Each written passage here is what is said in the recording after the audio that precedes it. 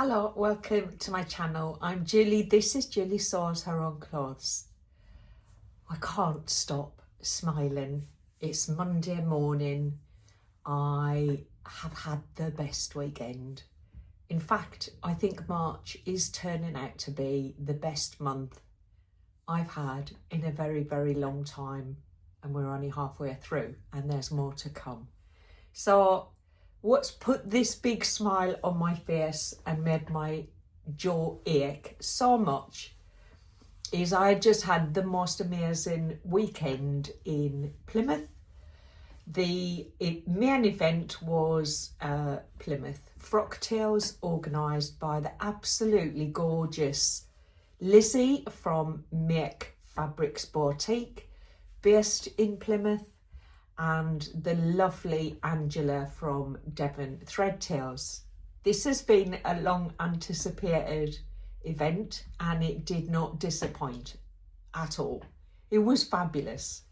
I left my last vlog with a little teaser of my Harriet jacket that I made on retreat at the first week of March when I went to Worcestershire with some beautiful sewists, and this vlog will jump between the two, so I'm going to start and go backwards if that's all right with you.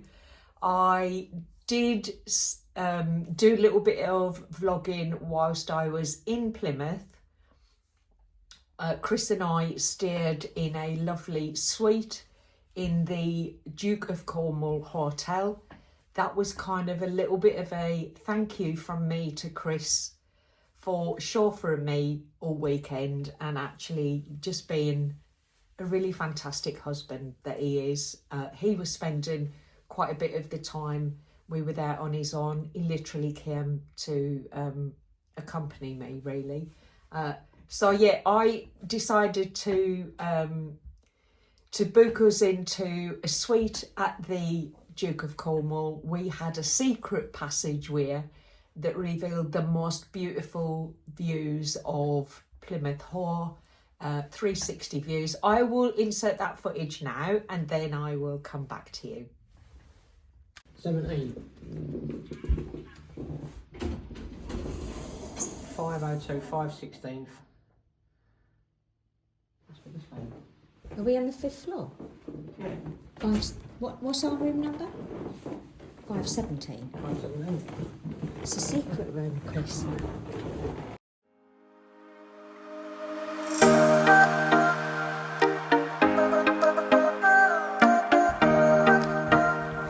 This is our little That's nice. space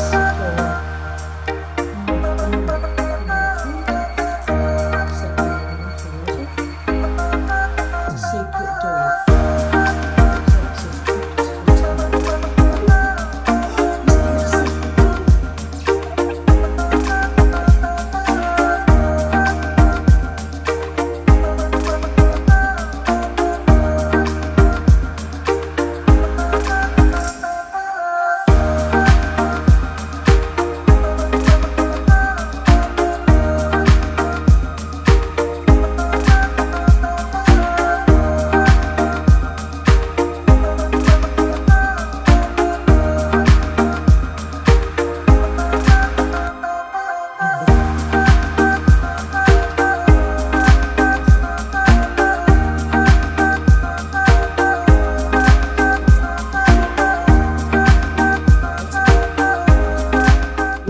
This is the backdrop this morning for my recording. Now, I know I haven't been to Frocktails, and the whole point of not sharing my Harriet jacket with you that I made whilst I was on the retreat last week was because I wanted to save it for Frocktails. But by the time you see this recording, Frocktails would have been and gone, and I'll be able to share some of the photographs from that. But I did want to talk you through the jacket in terms of the making of the jacket that I've kind of been keeping under wraps a little bit. So this is the Stylark Harriet jacket. It's very cropped. It has the most lovely darts in the sleeves. I didn't bring the pattern with me, so I will insert some line drawings of the pattern, and also I'll show you how they place their instructions when you buy a paper copy. Depending on how you sew it and where you put your buttons, it could be like a high neck button up, like so, or like what I've done, I've ironed it into a lapel style. You can see there are no buttons. I haven't put buttons on. The buttons was probably the longest conversation I've had about a garment I've made. I do like the fact that it is in two pieces on the back. It's not a straight cut, so it's got a little bit of shape in the back. The whole style of it is relaxed. I really do like the inside of where the lining joins the outer fabric. I really like that style. I think it looks really smart.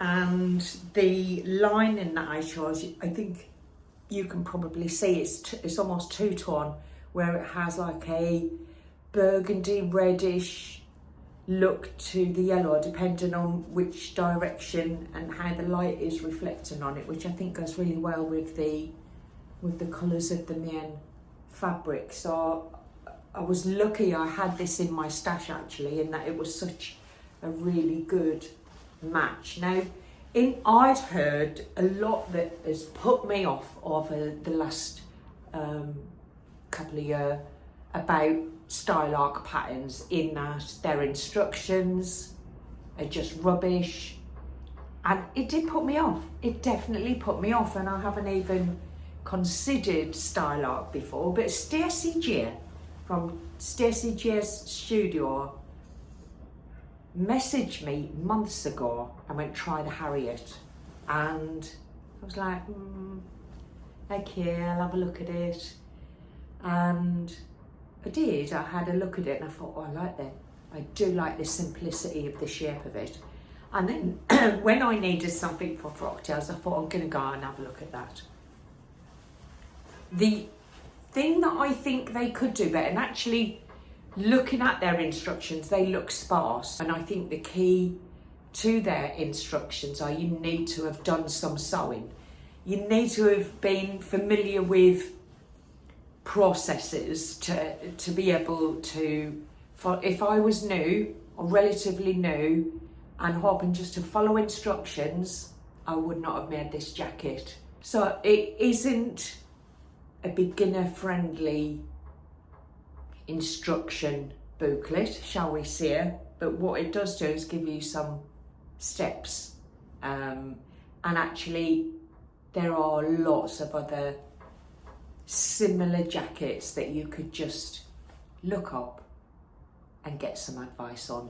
There is a vlogger that I watched before I made this up who did a sew along on the Harriet jacket. Nice and clear. The bits that I really struggled on were the making sure that I got the measuring right when I was attaching the facing to the lining, because you're sewing it all inside out, and then you're sewing it to the collar. It got a little bit tricky because the instructions said once in the hints. Now this, I'm with Erin Saws on this. I think the things that they say are hints are actually key instructions. They're not hints. Normally I'd gloss by the hints and I'd go to read the instructions. That seems a bit bonkers to me, to put things like the collar has a 3/8 of an inch seam allowance, but the whole rest of the garment is 5/8. So then I'm thinking, well, this is attaching the collar. Is that 3/8? Is it 5/8? So I did get a little bit stumped on that bit, but actually everything else, I really do like the depth of the seam. Not, is it a seam? Yeah, I guess where you join the lining to the fabric on the cuffs.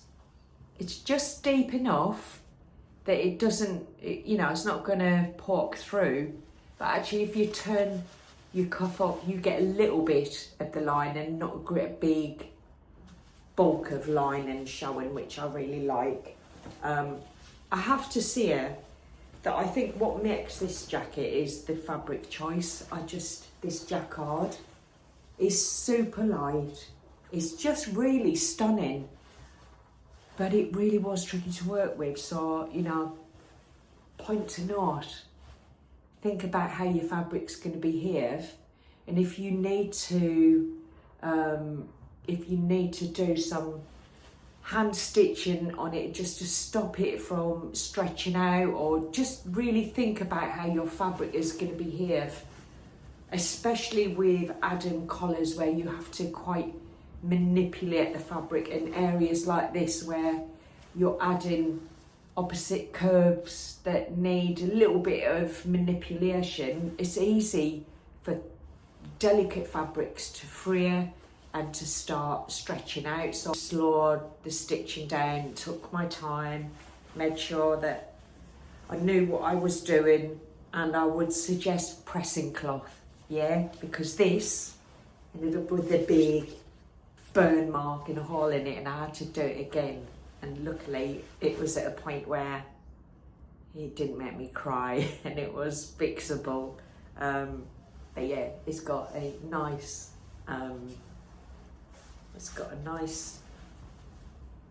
lining that just needs a pressing down because it's been transported in the car for 6 hours. So I'm going to give this a final press. I brought my pressing cloth with me so I don't damage my jacket.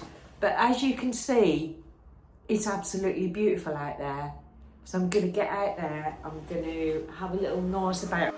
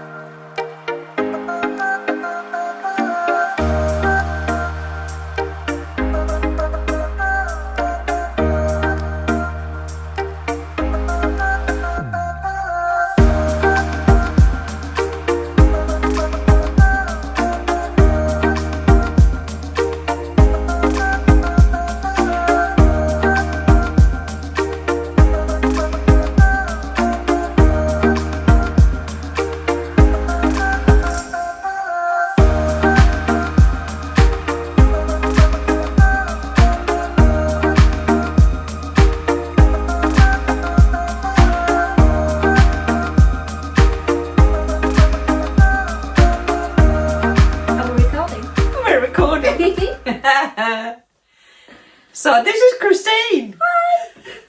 You all know Christine. No, nobody knows me. I thought I knew Christine. And then I drove up to the property. I went to the wrong bit. I was turning round and there was Christine coming towards me. And it suddenly dawned on me, I didn't know her. I felt like I knew her, but I didn't know her. And I felt a little bit of anxiety start to creep in. Oh, you know what it's like when you meet someone that you think you know and then you realise you don't, and how you don't want to weird people out by making out like you know them. I had a little bit of that. It lasted about a nanosecond. I was going to say.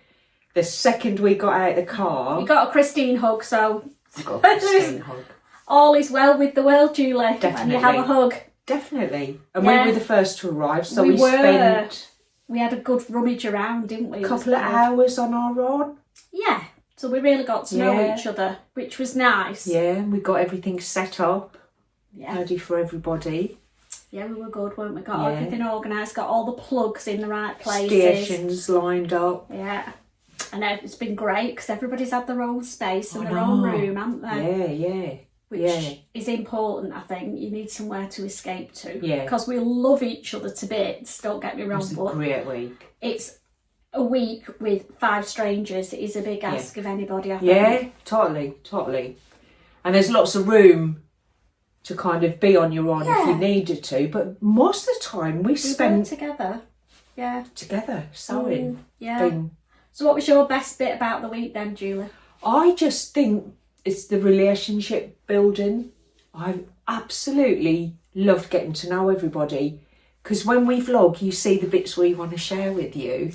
Very And you edited. spend every, like, hours and hours and hours, day after day after day, you get to see the real people. You do, yeah. And you The get to cracks be start yourself. forming, don't they? Well, you get to be yourself as well, don't Yeah, you? yeah. I mean, So, we've all got a common interest. We all love Yeah. sewing, so it's a good start. yeah, But yeah, it's been interesting to see it has. Yeah. the relationships evolve over the week. It's And been sharing brilliant. stories not related to sewing about ourselves and learning about each Yes. other. That's been great. Yeah, things that you don't talk about on Yeah. your channel because you probably bore people to death. Yeah, but I tell you what was fun was when you gave me Steph's number and I called. Oh, I forgot. called Steph. Right, you need to explain who Steph is. So Steph is Christine's sewing friend. She's my friend. They're friends. We've seen Steph on On my vlogs. She's yes. been on, it's the Steph who appears on my vlogs with me. And she didn't come this week. No. And she absolutely loves Julie's channel. And she calls her my Julie. My Julie. You go and see my Julie, give her a hug from me. So what did you do? We went one better, didn't we? We did. I called her and took her by surprise because I just introduced. I said, "It's Julie here. I'm in the sewing retreat, and I'm a bit stuck on a couple of patterns. So can you go and research them and tell me which one you think would suit me?" And she just giggled and giggled. And then actually researched the patterns and told me what she thought of them. She definitely, she will tell you straight. It was funny. And she definitely had a very definite opinion of what you should make. Yeah. And have you made it? I haven't made it. It was just an excuse to call her, really. But You she took did. it very seriously. She did say that the Holland Park dress would suit me because I've got good shoulders. Yeah, she said you've got good shoulders. She did say that. What So, she yeah, says that to was me, fun. because she's always saying to me, stop stooping and pulling your shoulders forward. Yeah. Sit straight. Well, So yeah, that you was- have got very Yeah, that was very fun. nice shoulders. That was fun. And Steph's in the middle of something really big herself, so I think it was nice for her to get a distraction. Yeah, it was. So yeah, I very enjoyed robust. that.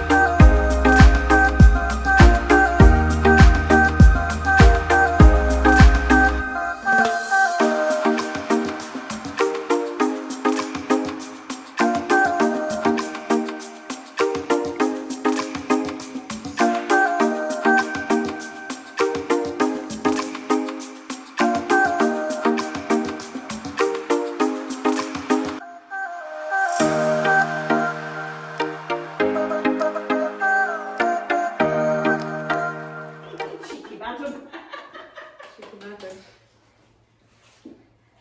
I have Julie. They're not my favourites.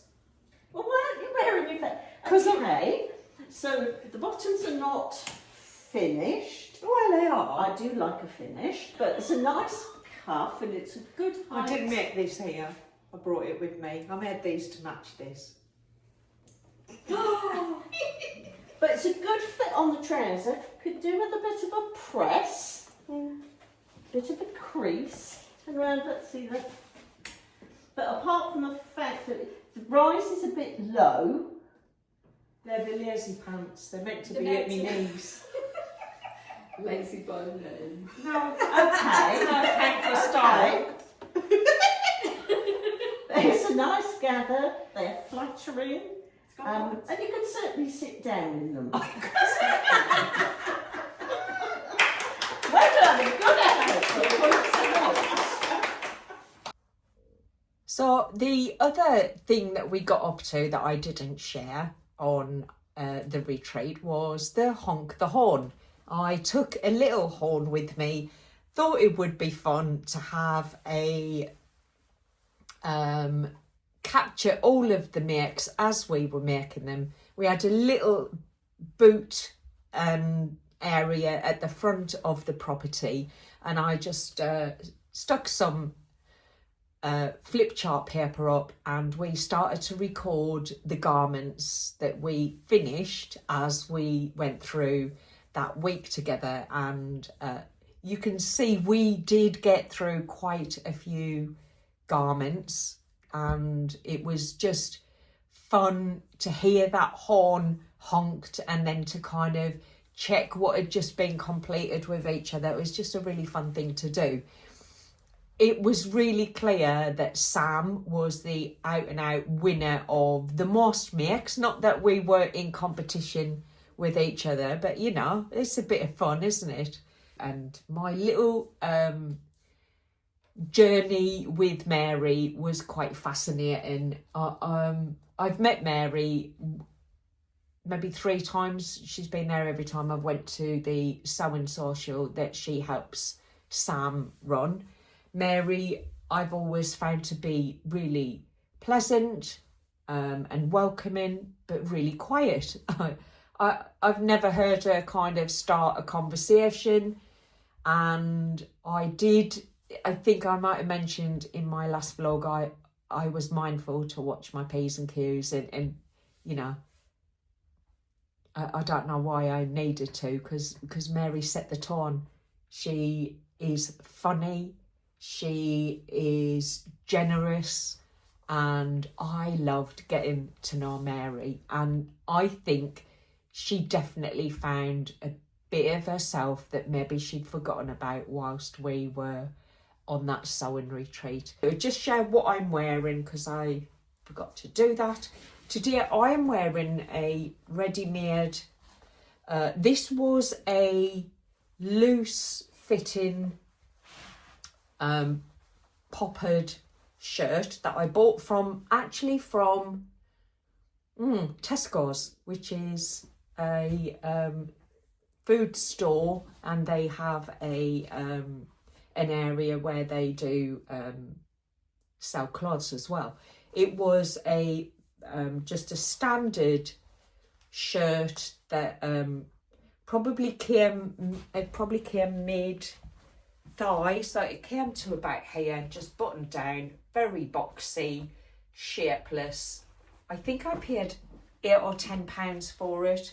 I cut the bottom of the shirt off and I inserted a little elastic casing, and I used I bought a couple of poppers that are they are exactly the same as the ones already on the shirt, and I just made a little cropped top from it, which I think is really nice, and I'm wearing it with my aisle jeans today. I'm going to have to maybe do something about these because I seem to have lost a bit of weight since I made these. They're a little bit loose on me, but under the popper jacket I have my Fibre Mood Harper shirt that I think I made this Christmas before last whilst I was doing Vlogmas. You can see it has a gathered top area that goes all the way from one piece from one sleeve down to the other, and then it's sewn together. It's a really lovely top, and I do keep intending to make another version of this because it is really lovely. I really like the style of it. So that's what I'm wearing today, and I will see you next time when I share my growing fabric haul from March. Let's just call it that. I will see you later. Take care. Bye for now.